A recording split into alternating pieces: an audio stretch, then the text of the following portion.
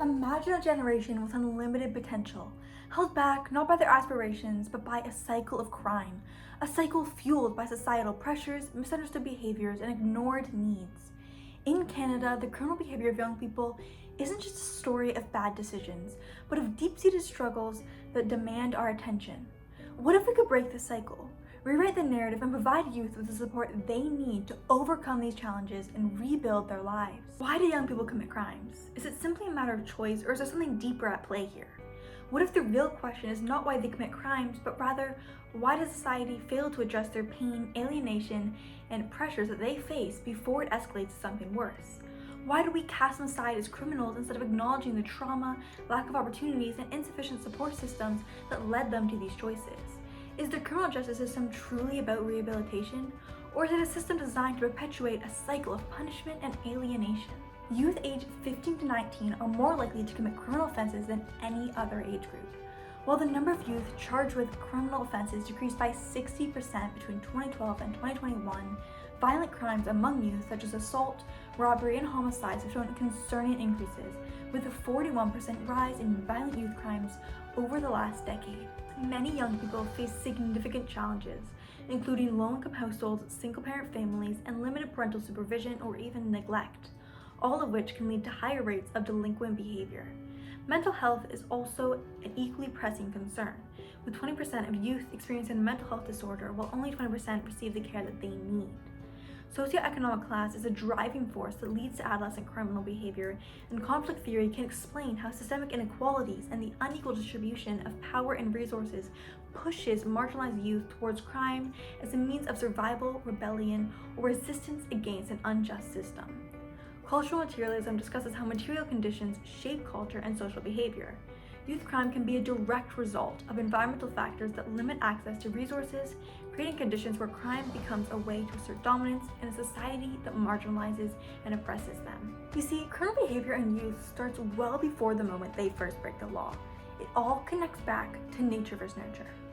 Adolescent crime and deviant behavior is highly influenced by genetic predispositions like poor mental health and environmental factors like socioeconomic class and family influence. There are also many socialization groups and agents in childhood and adolescence like peer groups, schools, and media that could lead to this behavior.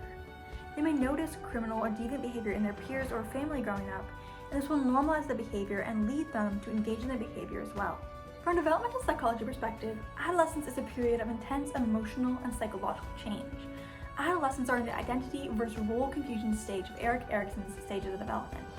They are still in the process of forming their identity and are highly susceptible to the pressures that come from being part of a peer group, especially if this group peer pressures them into criminal behavior. Unresolved conflicts from earlier stages of development, like the trust versus mistrust phase or autonomy versus shame and doubt stage, can worsen this vulnerability. If youth grow up in environments marked by trauma, neglect, or abuse, these unresolved challenges may carry over into adolescence, highlighted by the school of thought psychoanalysis.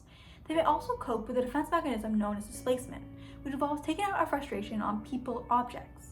Youth who experience anger, frustration, or fear in their personal lives displace these emotions onto others. Deviance, which is any violation of contextual, cultural, or social norms, can describe this behavior. Labeling theory is a cause of deviance and plays a significant role in youth crime among Canadian youth, particularly through the stigmatization of marginalized groups.